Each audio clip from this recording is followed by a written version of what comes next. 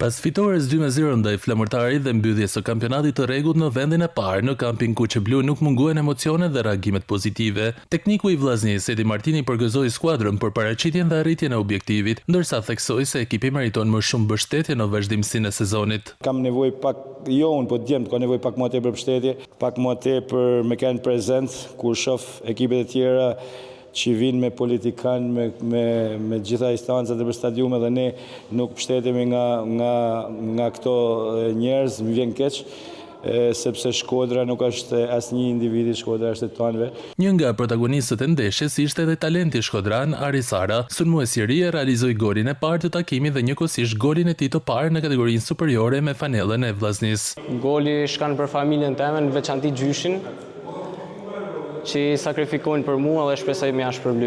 Nga ana tjetër, trajneri i Flamurtarit Andi Ribaj komentoi situatën e skuadrës vlonjate pas rënies nga kategoria. Ashtu rodhën ngjarjet javën e parë, siç e kanë parë të gjithë, ne kam thënë në një intervistë mbas ndeshjes.